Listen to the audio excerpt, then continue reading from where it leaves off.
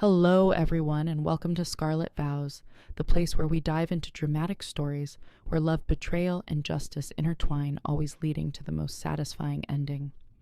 Today, I will share with you a journey that is not only about revenge, but also about the silent strength of a woman, someone who transformed humiliation into justice and turned silence into the sharpest sentence for her enemies. If you believe in the power of revenge, justice, empowerment, then stay with me until the very end of this story. Chapter 1: The Artificial Atmosphere and Isolation. The very moment I stepped into my own baby shower, I knew something was wrong. The air in the room was thick with an indescribable tension. Forced smiles spread across faces. Whispers died the instant I appeared, leaving behind a chilling silence. Pink balloons dangled from the ceiling like floating accusations, while the pastel tablecloths, seemingly sweet, could not conceal the falseness laid out before my eyes. "There she is, our beautiful mommy-to-be Ella, my husband's cousin," exclaimed with theatrical flair. Her smile was dazzling, but her eyes told a different story, scrutinizing, cold, and faintly triumphant. Before I could react, my mother-in-law rushed over, wrapping her arms around me. But instead of warmth, her embrace felt like a cage, locking me in, making it hard to breathe. Over her shoulder, I caught sight of Arya, my sister-in-law, standing guard near the gift table, her gaze sharp and watchful, as if monitoring my every move. Every detail in this room bore my mother-in-law's stamp. From the ribbons, the vases of flowers, down to each carefully arranged photo frame. This wasn't my party, it was her stage. I had once suggested bright yellow decorations, neutral soft, but now the room was drowned in pink, as if she had already decided my child's future, even its gender, before it was born. Penelope, Andrew's cousin, approached me just then, her voice syrupy sweet. "We picked the best cake flavor, vanilla with strawberry, filling Ella's favorite." I gave a faint smile, but said nothing. That cake flavor had never been my choice. Still, I nodded politely, resting my hand gently on my belly. The baby inside me kicked as if responding to my quickening heartbeat. The guest list alone was enough to keep me on edge. Surrounding me were unfamiliar faces, women from my mother-in-law's bridge club, strangers to me.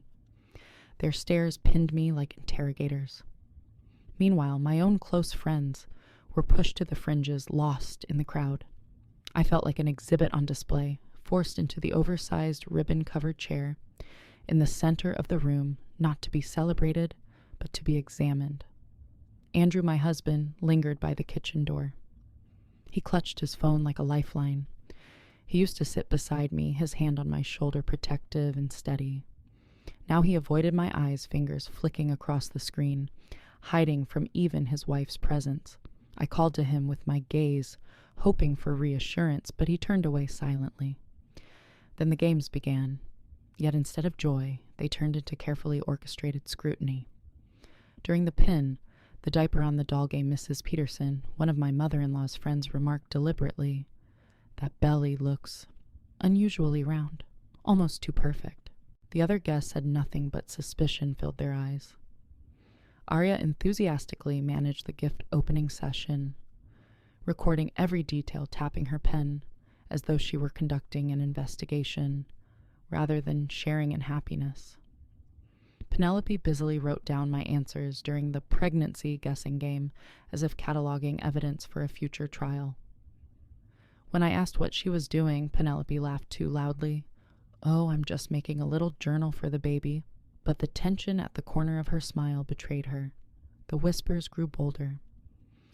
On my way to the bathroom, I overheard snippets of conversation spilling from the kitchen.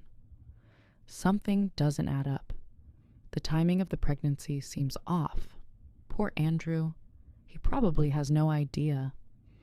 Each word sliced through me, though I had already suspected this would come. When I returned to the living room, my mother-in-law was holding up my baby's ultrasound picture, displaying it to everyone like a piece of evidence.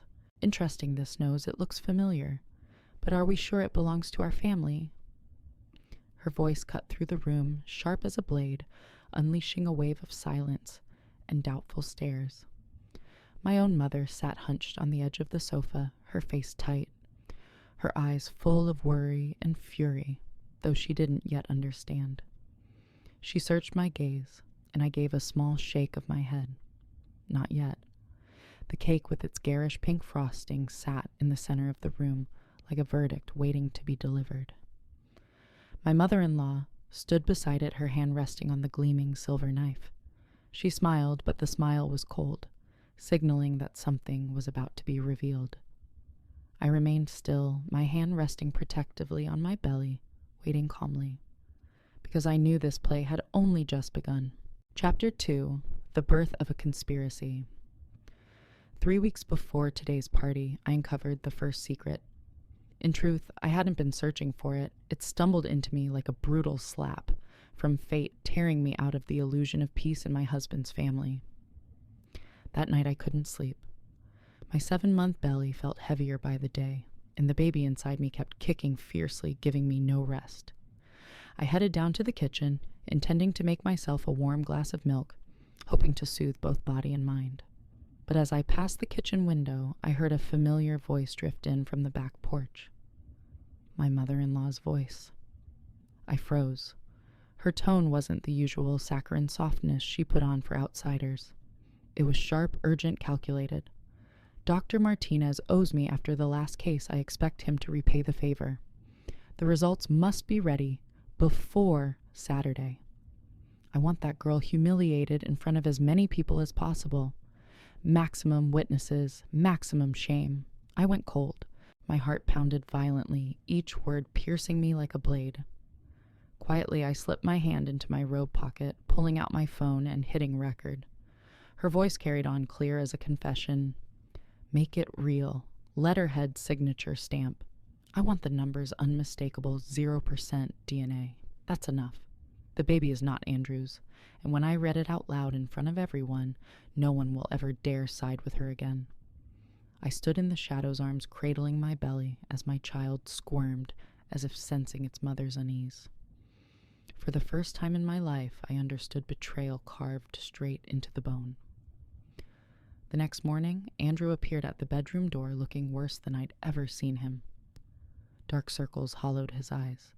His hair was disheveled. His hand shook as he clutched a stack of papers. He stepped inside, his voice breaking. Tell me the truth.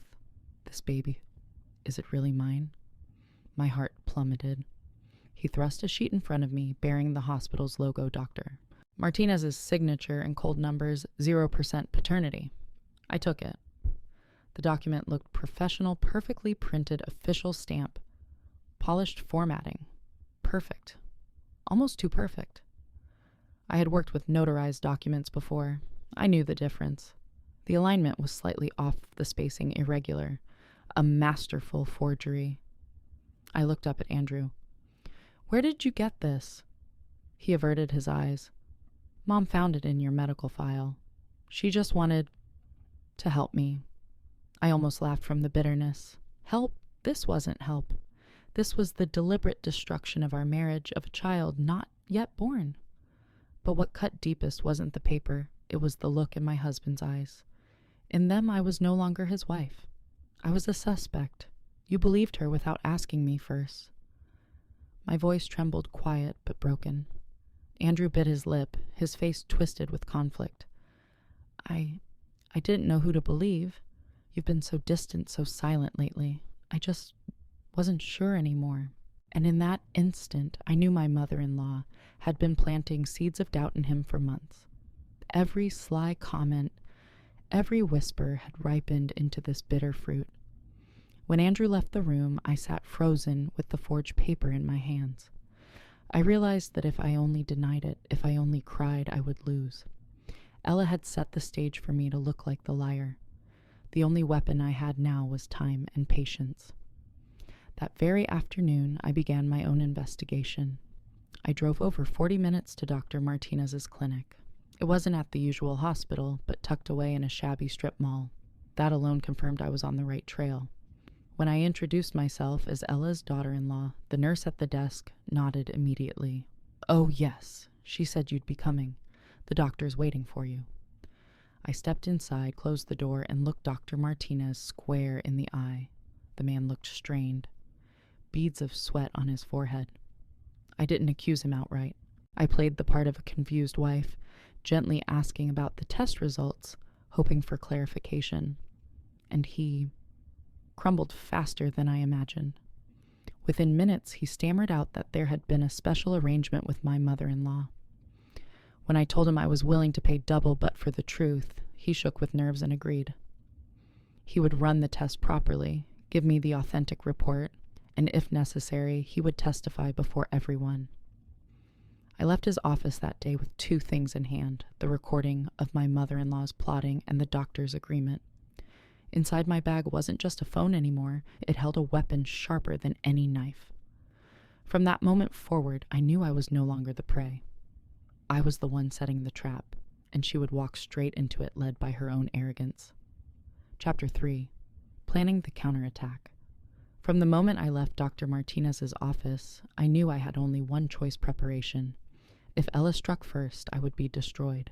If I revealed my cards too soon, she would twist or deny the truth. But if I waited for the right moment, everything would collapse before her eyes. I began with evidence.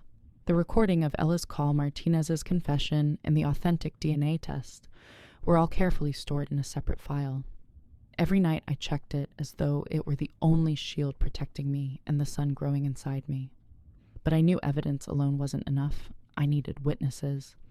I needed a room full of people to see for themselves so that no one could ever twist the story later. And that was when I turned the baby shower guest list into a battlefield. Each name was weighed like a chess piece on a board. I agreed when Ella insisted on inviting her bridge club. Those women carried influence in the community, and I wanted them to see the truth firsthand. I added a few names of my own, Andrew's colleagues, familiar neighbors, even the church pastor my in-laws always boasted about. Every single one of them wasn't just a guest, they were jurors in a social trial I would preside over. Meanwhile, I had to play the part of the dutiful daughter-in-law, so convincing that Ella would believe she had already won. I smiled when she chose all pink, despite my request for yellow. I nodded when she suggested middle names for the baby, all from her side of the family. I even thanked her for her thoughtfulness. Every thank you was like swallowing a stone, but I knew I had to keep them down so I could breathe fire when the day came. Andrew was different. He grew distant, awkward, full of doubt. I saw the way his eyes avoided mine, the way he checked his messages constantly, as if searching for answers elsewhere. He no longer asked about the baby, no longer pressed his ear to my belly to hear our child's heartbeat. That emptiness hurt, but it also taught me something. I couldn't rely on him to get through this. Not now. To steady myself, I started keeping a nightly journal. In it, I recorded every cutting remark Ella made, every time Penelope pretended to take notes, every dagger-like glance from Arya. I wrote it all down, not to wallow, but to remind myself this wasn't imagination. This was real, and I was ready to face it. A week before the shower, I returned to see Dr. Martinez. He handed me a new file this time, the genuine DNA results, with proper seals and signatures. I stared at the number 99.99%, a certainty that spread strength through my entire being. This child was Andrew's, and no one could deny it. But more importantly, I now held both the truth and the lie in my hands. "Are you sure you'll stand before everyone and admit it?" I asked. The doctor nodded nervously. "I'm tired of being under her thumb. This is the only way out for me." I left lighter, knowing every piece was falling into place. In the final days before the party, I played my role flawlessly. I laughed when Arya made sly remarks about the dominant Patterson genes. I nodded when Penelope feigned curiosity about the changes in my face. I even handed my mother-in-law ultrasound photos, letting her believe she held evidence in her hands. I let them think I was weak, passive, easily crushed, and the more they believed it, the more careless they became. The night before the shower, I sat alone in the living room. My stomach churned not from hunger, but from the taut string of anticipation. On the table, I placed the file containing the recording, the confession, and the authentic results. Beside it lay the white maternity dress I would wear the next day, the color of purity of truth. I stroked my belly and whispered to my child, "Tomorrow I will protect you. Tomorrow the world will know who you are, and we will win." That night I finally slept in rare peace, because I knew that tomorrow's battle was already decided. And when the silver knife cut into that pink cake, it would be me who sliced through their theater of lies. Chapter 4. The climax at the baby shower. That day sunlight streamed through pink-draped windows, casting what seemed like a perfect scene, but I knew it was only a facade. My heartbeat was steady. Neither fast nor slow, I had been preparing for this moment for 3 weeks. Guests sat scattered around the living room, exchanging stiff pleasantries. On the table, the pale pink rose-covered cake waited like a silent witness. Ella sat at the head chair, her face taut with makeup, bearing the authority of a queen about to pass judgment. Andrew stood behind her, his eyes vacant, his hand clenched tightly around his phone. As the time for cutting the cake approached, I watched her rise. Her movements were deliberate, theatrical. Her voice rang out, commanding the room like she was presiding over a council meeting. "Before we cut this beautiful cake, I believe there is an important truth that must be revealed. A truth that concerns my family, my son, and the baby she carries." All chatter ceased. Every eye turned to me. I sat still on the ribbon-covered chair, my hand resting gently on my belly, my lips curving into the faintest smile. Ella pulled from her handbag a crisp set of papers stamped in red and signed by Dr. Martinez. She raised them high, her voice sharp. "These are the DNA test results, and they show beyond doubt this child is not Andrew's. It does not belong to the Patterson family." A ripple of shock tore through the room. I heard a glass clatter to the table, the sharp intake of breaths, whispers passing like wildfire. Sarah, my closest friend, stared at me, wide-eyed tears brimming. Pastor Williams frowned while Mrs. Henderson covered her mouth in horror. Andrew's face, drained of color, torn between shame and a strange, weary relief, as if the secret no longer had to be kept. Ella stepped forward, holding up my baby's ultrasound picture, pointing directly at the nose. "Look, this nose, these cheekbones, do they look like my son's? I told you, not a trace." Some women from her bridge club nodded, as if finally receiving proof to validate the suspicion they had long nurtured. I drew a deep breath. The moment had come. I rose slowly, walking toward the cake table. Every gaze tracked my every step, waiting for me to crumble, to sob to protest in desperation.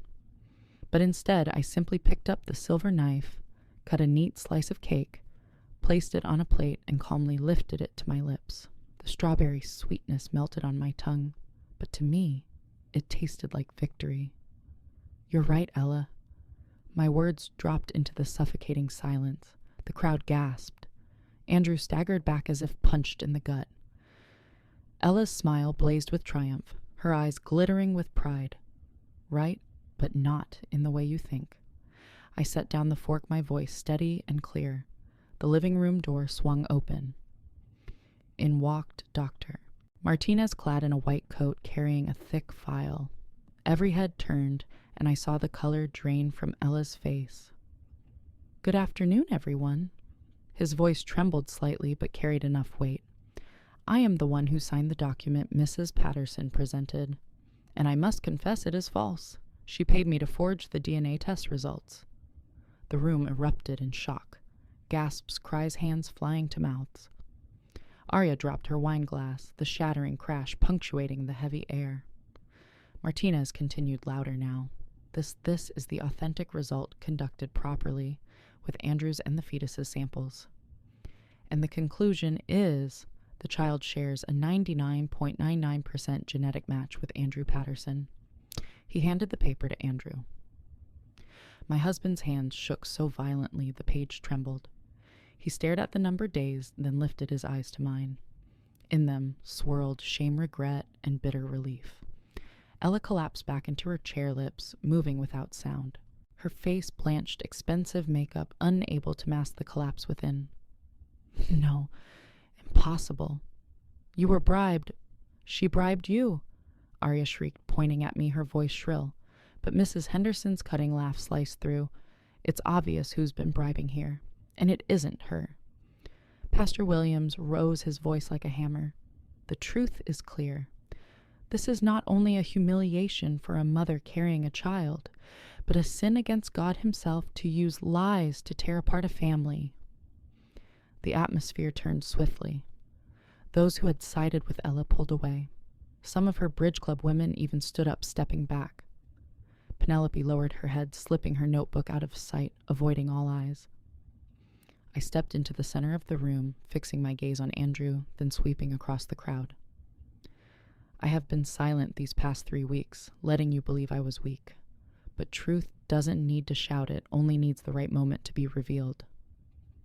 And today it has been revealed. Applause broke out, hesitant at first, then swelling into a wave. Sarah burst into tears, running to embrace me, whispering, "You did it. You protected yourself and your baby." I turned to Ella. She sat hunched, trembling as the forged paper slipped from her hand onto the floor, no more than a worthless rag. In that moment, what I felt wasn't sweet triumph, but release. I was no longer the victim. I was the one who had made my would-be destroyer unravel herself on the very stage she had built. Chapter 5. After the Storm Consequences. The room after that explosion unraveled as quickly as a party with its music cut off mid-song. Guests scrambled to find excuses to leave. "I have urgent business. I need to head home early." "So sorry, but..." In truth, everyone just wanted to escape before the shame of the scene could stain their reputations.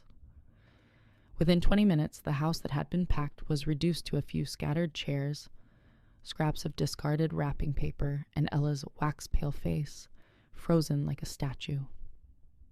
Arya stood beside her hands, trembling eyes red-rimmed, as if unable to believe that the elaborate scheme she and her mother had plotted had shattered in mere minutes. I stood there, hand resting lightly on my belly, breathing deeply. I had thought I would feel glee, triumph, laughter bubbling up in their faces. But what I felt as I watched Ella shrink into her velvet chair was only emptiness. A deep silence, like the calm after a raging storm. Andrew said nothing. He still clutched the authentic DNA results, his eyes bloodshot as though waking from a nightmare. I caught a fleeting glance he cast at his mother, an expression tangled with anger, disappointment, and undeniable shame. But he didn't step forward, didn't defend, didn't explain. He just stood there silently, a reluctant witness to the collapse of his own family. As I walked out the door, Sarah was at my side. She squeezed my hand tightly, whispering, "You're stronger than anyone in that room. Never let them make you doubt yourself again." I nodded, and for the first time in weeks, my shoulders felt a little lighter. In the days that followed, news spread faster than the wind. No secret survives in a community where every whisper becomes morning coffee gossip. Neighbors gossiped about the Patterson family scandal in the market, and people began avoiding Ella like a contagion.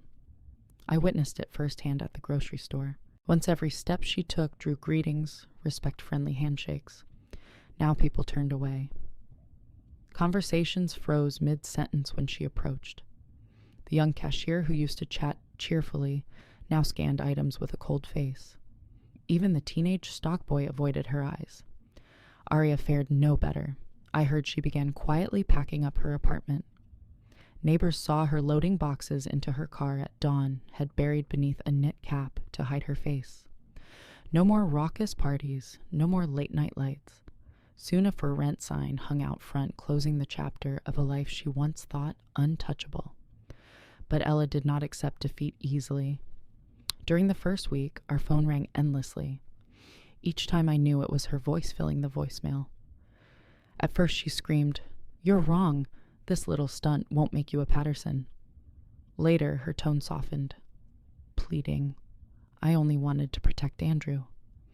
I never meant to hurt you. I'm sorry." I never answered, not once. Then came the letters. Each morning, our mailbox held an envelope in her handwriting. Little gifts accompanied them, tiny baby socks, a silver bracelet, even a parenting book. I never opened a single one. I stacked them in a drawer labeled evidence, not to read, but to remind myself that deceit does not deserve a second chance. Those who had once stood with Ella turned away in silence. Her beloved bridge club quietly removed her from their roster, citing that she was no longer aligned with the spirit of unity. Pastor Williams, forced to witness her humiliation that day, spoke openly in his sermon, "Those who sow lies shall reap loneliness." He didn't name names, but everyone knew. For a woman who lived for reputation, that was the heaviest punishment. Once Ella had thrived on society's admiration. Now that same society turned its back.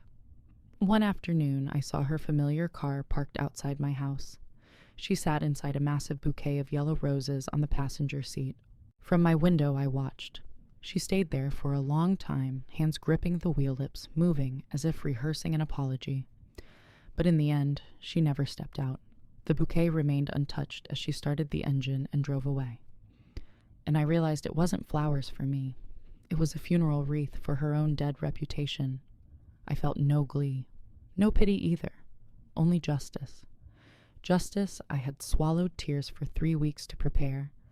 Justice that she herself had handed me when she dared to construct such a cruel spectacle to humiliate me before the world. Ella and Arya staged the play and destroyed themselves with it. I simply stood, calm, patient, waiting, and I won. Chapter 6. Andrew and the Path of Redemption. After the baby shower, our house sank into a silence so heavy it almost pressed down on the walls. No more cheerful calls from friends, no more forced laughter from Ella and Arya, no more arrogant footsteps pacing the floors. Only me, Andrew, and the invisible distance between us. That night, as I tidied the living room, Andrew silently spread a blanket over the sofa. He didn't ask, and I didn't tell him to. But we both knew that sofa would now be his bed. Not because I wanted to punish him, but because he needed to endure in solitude the emptiness he had unknowingly forced upon me for weeks. At night, lying in our bedroom, I heard him tossing, sighing sometimes, even muffled sobs drifting from the living room. I didn't go to comfort him. I had been too soft too many times before. This time, I needed him to learn on his own. In the days that followed, Andrew changed. He was no longer the husband who avoided my eyes, who withdrew from me. He began attending every prenatal appointment, waiting in the lobby longer than I did, clutching a small notebook. Whenever the doctor explained something, he wrote it down, then later searched the internet to learn more. I noticed his eyes bloodshot many nights, undoubtedly, from staying up reading article after article about pregnancy and maternal health. One day during an ultrasound, the doctor showed us our baby's tiny hand, 5 fingers moving as if waving hello. I looked over and saw Andrew quietly wiping tears. Not tears of fear, but of regret. In that moment, I knew he had realized how close he came to losing the most precious thing in his life. He began making amends through small gestures. Every morning, the vase on the dining table was filled with fresh flowers from the local shop.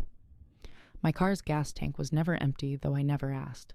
At night, he slipped into the baby's room, assembling furniture, piece by piece, crib, wardrobe, rocking chair. More than once, I stood quietly at the doorway, watching him work intently with a screwdriver, his face etched with focus. He was no longer the confused, passive husband under his mother's influence, but a man quietly persevering to repair what he had broken. Some nights when I couldn't sleep, I heard him pull a blanket to the floor beside the crib, whispering, "I'm sorry, little one. I left your mom to endure this alone, but I promise from now on I won't let anyone hurt either of you again." I never stepped in. I let him speak alone, let him learn how to face his own guilt. I didn't forgive immediately. Forgiveness isn't an open door. It's a bridge built brick by brick. And Andrew seemed to understand that. He didn't beg, didn't try to justify. He chose silence, letting his actions speak. One day, I found him asleep in the armchair laptop open on his lap. The screen displayed an article titled "How to Help Pregnant Wives Ease Back Pain." On the table beside him lay a notebook full of scribbles and bullet points. Gentle massage pillow under lower back warm water before bed. Another morning, I walked into the kitchen early and found him fumbling with a frying pan. He wasn't a good cook, but he had risen at dawn to prepare breakfast for me. He smiled awkwardly as he handed me a plate of eggs like a child offering his first handmade gift. Gradually, I felt the change, not because he had become perfect, but because he learned to step back and let me set the rhythm. When I wanted him in the room, he stayed. When I needed space, he returned to the sofa. He no longer sought control, he learned to wait to listen. Each small gesture was like a stitch on a torn fabric. It didn't erase the rip, but slowly it formed a new pattern, proof of persistence and redemption. One evening, as I sat in the living room, bathed in soft golden light, Andrew carried out a small box. He placed it on the table without a word. I opened it and found a stack of letters, the very ones Ella had been sending me over the past weeks. I looked up at him, and he spoke softly. I know you never planned to read them, but I thought, they should stay here to remind me. Each letter is evidence of the mistake I let my mother cause. I will never forget. I looked at him for a long time. In his tired eyes, I saw no excuses, only the determination of a man who had learned the true value of trust. And for the first time in weeks, I gave a slight nod. Not forgiveness, but acknowledgement. Andrew had begun his journey of redemption, and perhaps the road would be long, uneven, but at least he no longer turned away.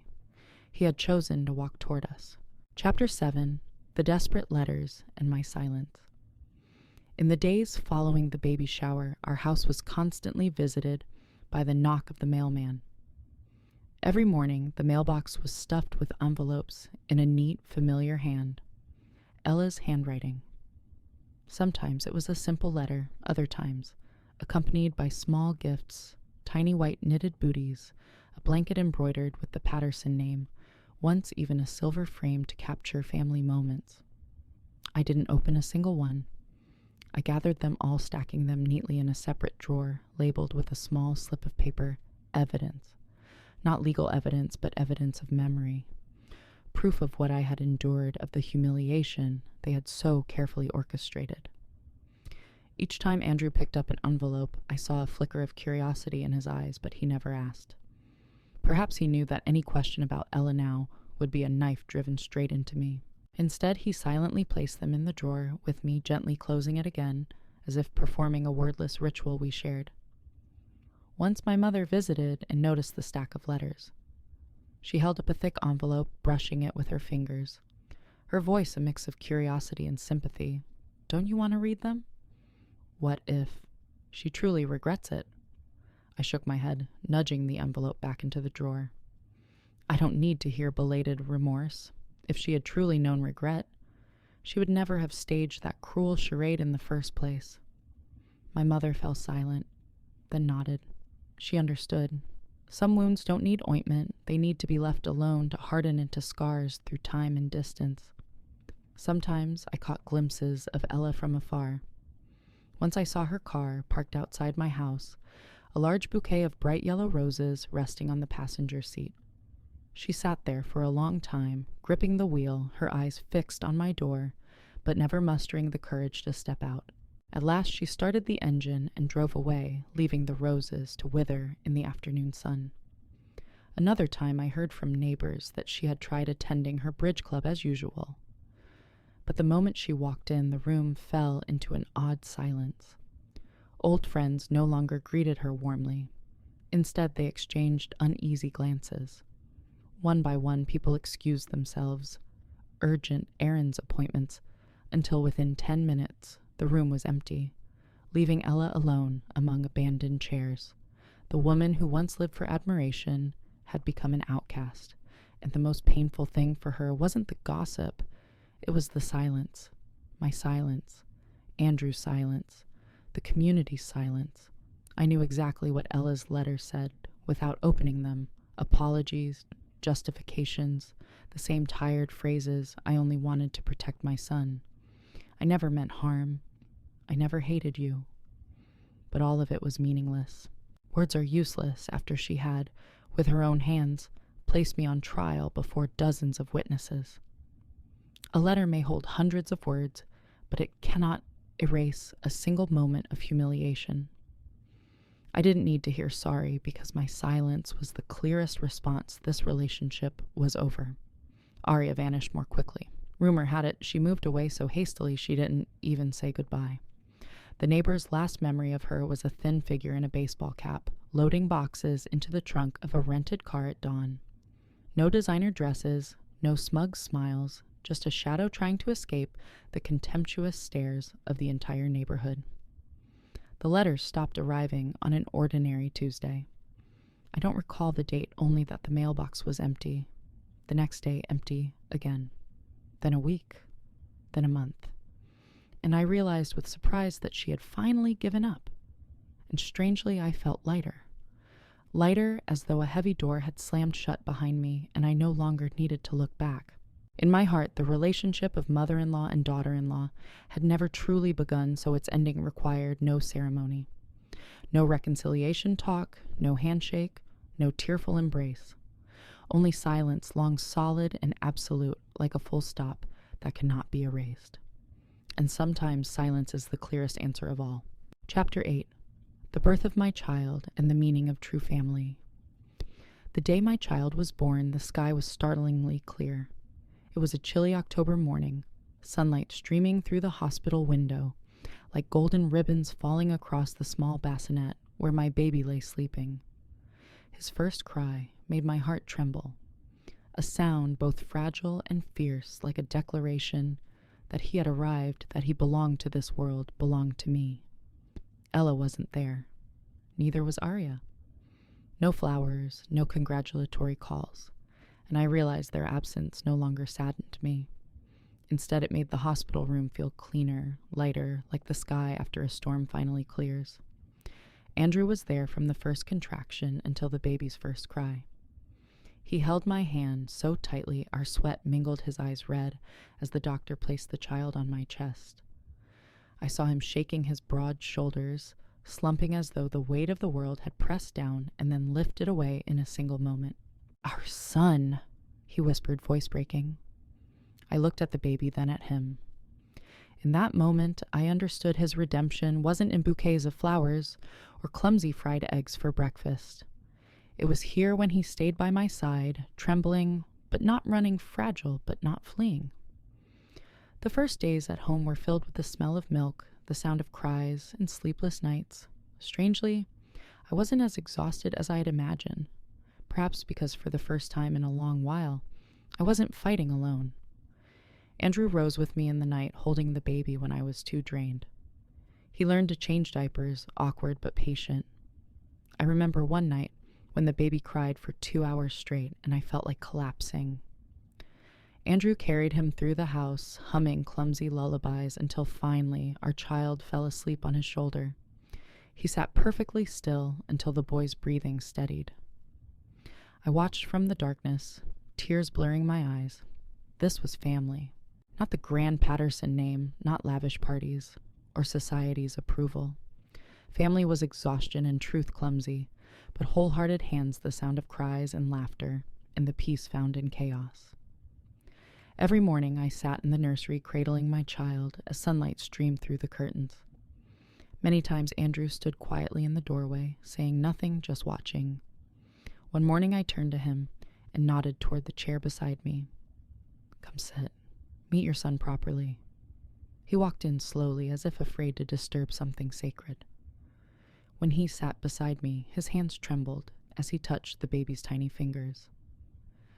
And when those little fingers unexpectedly curled tight around his, I heard his breath hitch. "He's already chosen you," I whispered. "Whether you think you deserve it or not." He looked at me, then tears in his eyes, but lit with a new kind of faith. Perhaps for the first time, he believed he could start over. Neighbors gradually came by with gifts and blessings, but I noticed no one mentioned Ella or Arya. That silence felt like a quiet pact we no longer belonged to that old story. My family was now only those who were genuine. My mother often visited, cooking hot meals, tidying the house, holding her grandchild with radiant joy. Sarah came too, bringing laughter and encouragement. And I realized when you dare to cast out the toxic, the ones who truly love you, finally have space to step in, filling the emptiness with real warmth. One late night, as I laid the baby in his crib, Andrew spoke suddenly. "I know I broke your trust. Maybe I'll never fully earn it back. But I won't stop trying. Not for me, but for you and for him." I looked at him, a calmness rising within me. I couldn't promise full forgiveness, but I knew this effort was the foundation of the family we were rebuilding, one brick at a time. My baby slept peacefully, his tiny face serene. I bent close, whispering into his ear, "You don't need the Patterson name to be loved. You have your mother, your father, and a home learning to grow stronger for you. This is your true family." And in that moment, I knew I had won, not just against Ella, not just against lies, but against fear and weakness within my own heart. Chapter 9. The Final Price of Ella and Aria. If there is one thing I firmly believe it is, this lies never disappear quietly. They always return to haunt those who created them. And I watched that truth unfold for Ella and Aria little by little, slowly but surely. After being exposed at the baby shower, Ella seemed to vanish from all social activity. Yet her absence only fueled the gossip. In a small town, news spreads faster than the wind. People whispered from supermarkets to churches, from the gym to the badminton club. I heard fragments of stories from neighbors. That Ella went to the grocery store, but no one spoke to her as before. That at club meetings, the air grew heavy when she walked in, and when she spoke, no one replied. Those who once flattered her now avoided her eyes. A woman who had built her life on social standing now had to face that chilling silence every single day. And that was the cruelest sentence of all. Aria's fate was different, but no less bitter. She moved out of town only weeks after the scandal. I remember one morning, neighbors whispered about a moving truck parked outside her apartment. No farewell party, no goodbyes, just silent cardboard boxes being loaded into a truck. They said Aria pulled her cap low over her face, head bowed as if hoping she could disappear from judgmental eyes. For someone once so proud of flaunting her wealth, showing off every designer label, leaving town in silence was the greatest humiliation. But Ella did not give up. The letters kept coming, increasingly desperate. In some I could imagine she wasn't just apologizing to me, but begging to see her grandchild. I never responded. Every letter was filed into the drawer, sealed with silence. Then one day, Sarah told me about a scene at church. Ella had tried to approach Pastor Williams after service, hoping to regain credibility by invoking faith and repentance.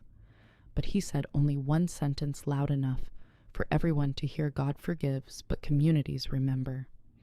And sometimes human silence is the fairest judgment of all. That sentence slammed shut the final door Ella clung to. After that, she never appeared at church again. I still remember a winter afternoon, dry leaves piling along the sidewalk. I saw Ella sitting in her car outside the supermarket, gripping the steering wheel tightly, her eyes staring emptily into the distance. People walked past without greeting. Some even whispered, shaking their heads. On the passenger seat lay another bouquet of wilted yellow roses, just like the last time I saw her. I stayed back, not approaching, because I knew silence was enough. I didn't need to scold her or expose her further. She was already living in the prison she had built herself, and I learned something. Sometimes the sweetest revenge isn't shouting, isn't a violent battle, but silence. When you no longer need to prove anything, no longer need to defend or retaliate, your enemy collapses on their own. Ella and Aria no longer had a place in the community. No invitations to charity dinners, no inclusion in social groups. Even the bakery Ella once bragged about sponsoring now served her coldly, as if to a stranger. And the bitterest truth, even Andrew, her own son, no longer stood by her. He never once suggested bringing the baby to see her, never read a single letter. He knew the line had been drawn. Looking back, I saw that their punishment hadn't come from me, but from the very community they had once exploited to build their image. When truth came out, the mask fell, and all that remained was emptiness. And me, instead of anger, I felt peace, because justice had finally been served not with screams, but with silence. Long, heavy silence from which there was no escape. Ella and Arya had paid the price, and my true family, me, Andrew, and our baby, were the ones who had truly won. Chapter 10. The Slice of Cake and the Power of Silence. 3 months after my son was born, while rearranging the freezer, I stumbled upon something that had been there all along, a small foil-wrapped package tucked into the farthest corner. I unwrapped it, and a sweet, icy scent escaped. It was a slice of pink cake from that fateful baby shower. The slice was hardened, now its sugar roses crystallized into tiny beads like glass. No longer edible, but as I looked at it, every detail rushed back the horrified gasps, Ella's ashen face, Dr. Martinez's trembling voice, and the eyes of everyone as the truth came to light. I held that slice in my hand for a long while. That day I had cut it with calm composure before delivering my decisive blow. A simple piece of cake had become my declaration I wasn't afraid, and I controlled the game. I placed the slice back into the freezer, not to preserve a memory, but to remind myself the sweetest victories aren't always loud. Sometimes silence and patience are the strongest weapons. Silence had allowed me to track Ella's scheme. Silence had turned her slander into a weight crushing her own shoulders. And silence in the end became the harshest sentence condemning her and Arya to live in the community's rejection. I didn't need to retaliate with shouting or hatred. All I had to do was smile, cut a slice of cake, and let the truth speak for itself. One evening, as I sat in the living room, Andrew held our baby in his arms under the soft golden light. In that moment, I realized this was what truly mattered. Not the Patterson name, not lavish parties, or society's approval, but this quiet peace, this loving home where my son would grow up free from the shadow of doubt. Andrew looked at me, his eyes filled with gratitude and regret. He didn't need to say much. We had weathered a storm, and now only the stillness after rain remained. I could see the change in him, once a weak husband, now striving each day to be worthy of being a father. Sometimes neighbors still mentioned Ella more with pity than scorn. They said she no longer appeared in public, and her grand house felt hollow and cold. But I no longer cared. Her life was now nothing but an endless stretch of silence. As for me, I had learned a profound lesson. True strength does not always come from fierce battles, but sometimes from choosing not to fight at all. From standing firm, waiting, and letting the enemy reveal their own mask. One morning, as my baby's tiny fingers curled tightly around mine, I whispered softly, "You'll grow up and understand some battles don't need to be loud. As long as you know you are right, know you are strong, the truth will defend you." I believe that lesson will follow him throughout his life. That night before closing the freezer, I glanced once more at the slice of cake. It lay quietly among bags of breast milk and boxes of frozen vegetables, yet to me it was a treasure. Not for its sweetness, but for its meaning. It reminded me that one day I had stood before a crowd, calmly cut a slice of cake, and turned the entire stage upside down. And from that moment on, I was no longer the victim. I was the victor. And that victory was served by silence, the very weapon Ella never saw coming. Today's story has come to an end, but its echoes surely still linger in our hearts. I've learned that we don't always need to shout or scream to claim justice. Sometimes silence, patience, and dignity are the most powerful weapons of all. If this story resonated with you, don't forget to hit like to show your support, leave a comment sharing your favorite moment, and subscribe to Scarlet Vows so you won't miss the journeys ahead where justice is always delivered in the most unexpected and satisfying ways. See you again in the next True Reddit Stories and Revenge Stories.